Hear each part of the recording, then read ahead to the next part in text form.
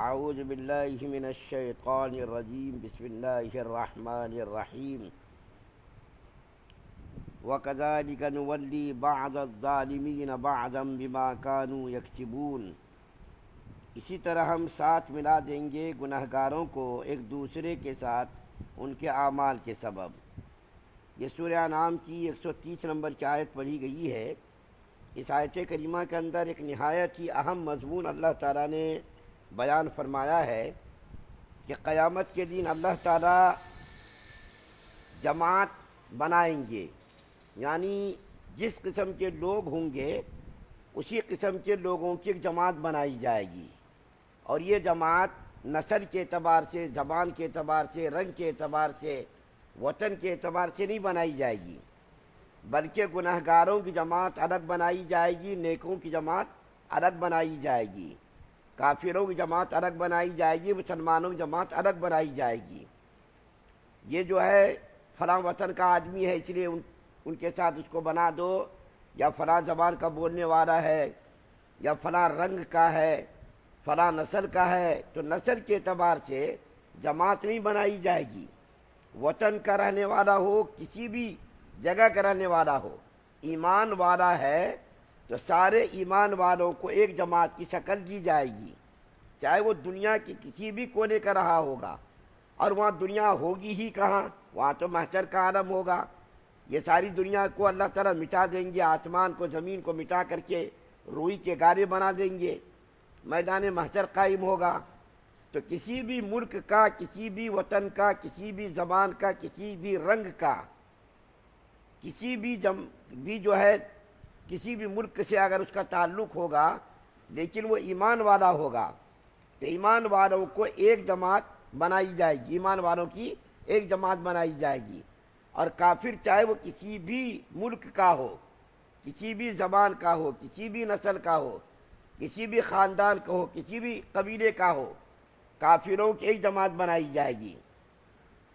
اس کو زبان دیکھ کر کے، ملک دیکھ کر کے کہ فلاں ملک کا کافر اس لیے اس کو الگ نہیں، دنیا کے کسی بھی گوشے کا وہ کافر ہوگا تو تمام کافروں کو ایک جماعت کی شکل دی جائے گی، اور ان کافروں کو جہنم کے اندر ڈالا جائے گا، اور تمام مومنوں کو ایک جماعت بنائی جائے گی، اور تمام مومنوں کو ایک جماعت بنا کر کے جنت کے اندر اللہ تعالیٰ ڈالیں گے۔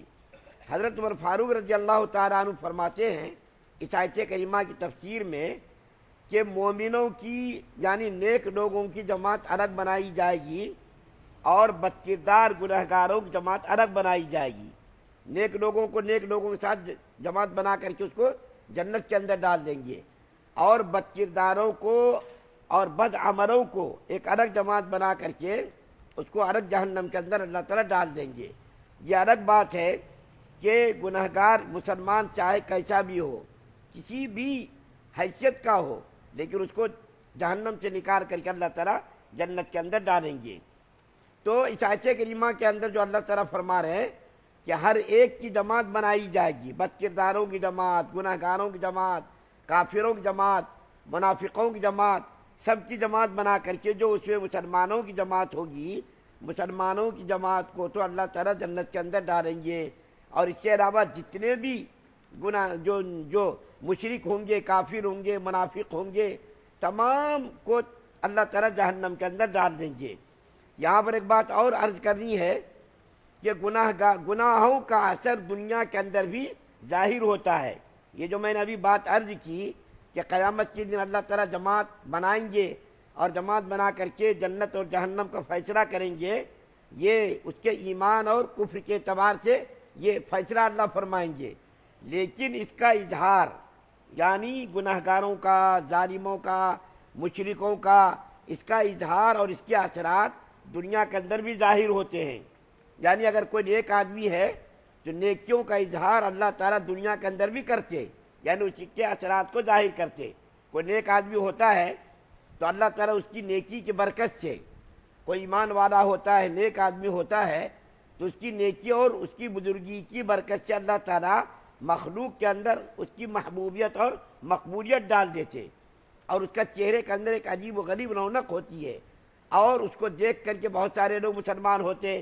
اسی مجلس میں کئی مرتبہ مولانا ذوالفقار صاحب زیدہ مدہو کا واقعہ بیان کر چکا ہوں کہ جب یہ رشیا گئے تو رشیا میں ان کی شکل کو دیکھ کر کے بہت سارے لوگوں نے ایمان قبول کیا. ابھی موجود ہے مولانا ذوالفقار صاحب ہمارے پڑوسی ملک کے ایک بہت مستند عالم اور بہت بڑے بزرگ ہیں، لیکن اس کے چہرے پر اللہ تعالیٰ نے ایسی رونق اور ایسی کشش دی ہے کہ اس کے چہرے کو دیکھ کر کے لوگ ایمان قبول کرتے. اور اس کے بارے میں نے خود سنا، جو لوگ یہاں سے گئے تھے عمرہ کرنے حج کرنے، تو اس کے بارے میں نے سنا کہ مولانا ذوالفقار صاحب جب حج کے لیے یا عمرہ کے لیے جاتے ہیں تو خانہ کعبہ کو دیکھتے رہتے ہیں، تو عرب ملک کے لوگ ان کو عجیب و غریب نظروں سے دیکھتے، یہ انسان ہے یا فرشتہ ہے، فرشتوں کی شکل میں اللہ تعالیٰ نے یہ انسان کو بھیج دیا ہے. اتنا خوبصورت چہرہ. مولانا انور شاہ کشمیری رحمۃ اللہ علیہ کا واقعہ اس وقت مجھ کو یاد آیا کہ مولانا انور شاہ کشمیری رحمۃ اللہ علیہ، آپ کو معلوم ہے اتنے بڑے حافظ حدیث تھے. حافظ قرآن تو آپ نے سنا ہوگا، لاکھوں حدیثوں کے حافظ. ایک مرتبہ کسی کو دیکھ لیتے تھے تو 40 سال تک اس کی شکل اس کے ذہن سے نہیں نکلتی تھی. 40، ہم تو یہاں صبح دیکھتے شام کو بھی معلوم نہیں ہوتا کہ یہ کہاں، ارے ایسا دکھتا ہے، یہ چہرہ دیکھا ہوا ہے، پہچانا ہوا ہے. تھوڑی دیر ہم تردد میں رہتے کہ پتہ نہیں یہ آدمی کہیں اس کو ہم نے دیکھا یا نہیں دیکھا. لیکن مولانا انور شاہ کشمیری رحمۃ اللہ علیہ 40 سال تک اس کی شکل نہیں بھولتے تھے. اور ایک مرتبہ جب کسی کتاب کو پڑھ لیتے تھے تو اس کے ذہن میں وہ کتاب محفوظ ہو جاتی تھی. ایک مرتبہ یہاں سے مصر گئے غالباً، وہاں جب گئے تو ان کو ایک کتاب ملی. اس کتاب کو انہوں نے کہا کہ بھائی یہ کتاب دے دو، میں ہندوستان جا کر کے اس کی نقل کرا کے آپ کو بھیج دوں گا. تو ان لوگوں نے انکار کر دیا. اچھا ٹھیک ہے، نہیں دیتے نا، مجھ کو پڑھنے کا موقع دو. پوری کتاب انہوں نے پڑھ لی اور یہاں ہندوستان میں آ کر کے اس کتاب کو دکھایا. اور وہ کہتے تھے کہ جتنی کتابیں ہیں ان کتابوں کو میں لکھ سکتا ہوں دوبارہ، سوائے ایک 2 کتاب کے. اور وہ 2 کتاب غالباً بخاری شریف کے بارے میں کہتے تھے اور کسی اور کتاب کے بارے میں کہ ساری کتابوں کو میں اپنی یادداشت سے دکھا سکتا ہوں. اتنی قوت حافظہ زبردست تھی. تو ایک مرتبہ یہ کئی سفر میں جا رہے تھے، ریلوے اسٹیشن پر یہ بیٹھے ہوئے تھے. ان کے جو معتقدین تھے، ان کے شاگرد تھے، آزو بازو میں بیٹھے ہوئے تھے. تو ایک عیسائی جو ریلوے اسٹیشن کا بڑا جو عہدے دار تھا وہ آیا اور اس نے آ کر یہ پوچھا یہ کون ہے بھائی؟ تو لوگوں نے بتایا یہ مسلمانوں کے بہت بڑے عالم ہیں. تو اس نے کہا خدا کی قسم اگر کسی کی شکل دیکھ کر کے مسلمان ہونا ہوتا میں اس کی شکل دیکھ کر کے مسلمان ہو جاتا. اللہ نے اس کے چہرے کو اتنا خوبصورت بنایا تھا، اتنا حسین اور جمیل بنایا تھا کہ اس کے چہرے کو دیکھ کر کے لوگ متاثر ہوتے تھے اور ایمان قبول کرنے کے لیے آمادہ ہوتے تھے. تو نیکیوں کا اثر دنیا کے اندر بھی ہوتا ہے اور اسی طریقے سے برائیوں کا اثر بھی دنیا کے اندر ہوتا ہے. چنانچہ اللہ کے رسول صلی اللہ علیہ وسلم کا ارشاد ہے کہ جب اللہ تعالیٰ کسی بادشاہ کے ساتھ، کسی حاکم کے ساتھ خیر خواہی کا معاملہ کرنا چاہتے تو اس کے وزیروں کو، اس کے مشیروں کو نیک اور صالح دے دیتے. اگر کوئی خلیفہ ہوتا، کوئی حاکم ہوتا ہے اور اس کے ساتھ اللہ تعالیٰ نیک برتاؤ کرنا چاہتے اور اس کے ساتھ بھلائی کا معاملہ کرنا چاہتے، خیر خواہی کا معاملہ کرنا چاہتے، تو اللہ تعالیٰ اس کے وزیروں کو، اس کے امیروں کو، اس کے مشیروں کو، اس کے درباریوں کو نیک بنا دیتے. اور وہ وزیر اور مشیر اس کو نیک مشورے دیتے ہیں، اچھے مشورے دیتے، جس کی بنیاد پر وہ خلیفہ، وہ حاکم اس کے مطابق عمل کرتا. تو اس سے کیا ہوتا؟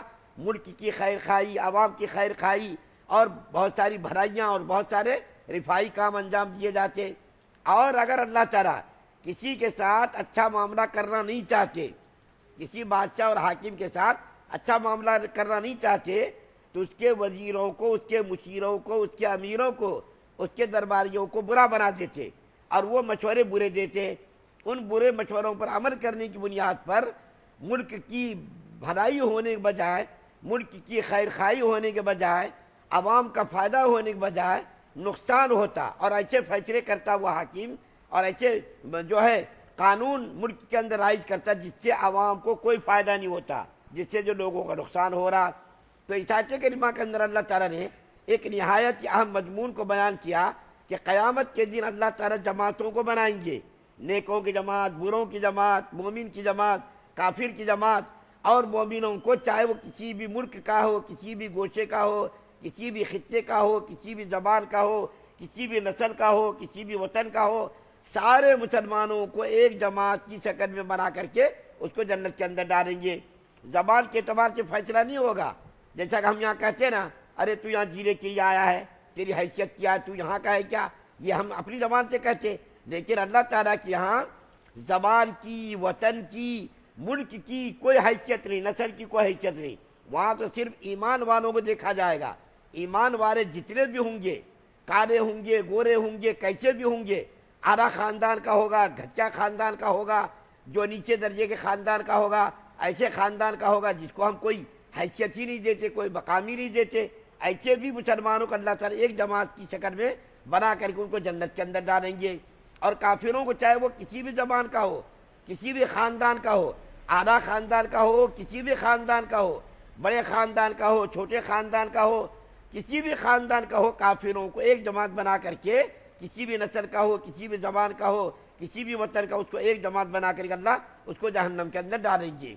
تو ہمارے کہے ہم لوگوں کو اپنی اپنی زندگیوں کا محاسبہ کرنا چاہیے، اور اپنے اپنے اعمال کا، اور اپنے اپنے کردار کا، اور اپنے اپنے کیریکٹر کا محاسبہ کرتے رہنا چاہیے کہ ہمارے اعمال کیسے ہیں، ہمارے اخلاق کیسے ہیں، ہمارا کردار کیسا ہے، بد کردار ہیں یا اعلیٰ کردار کے حامل ہیں۔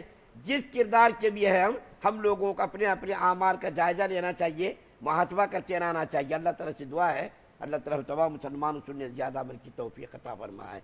سبحان اللہ و بحمدہ، سبحانک اللہ۔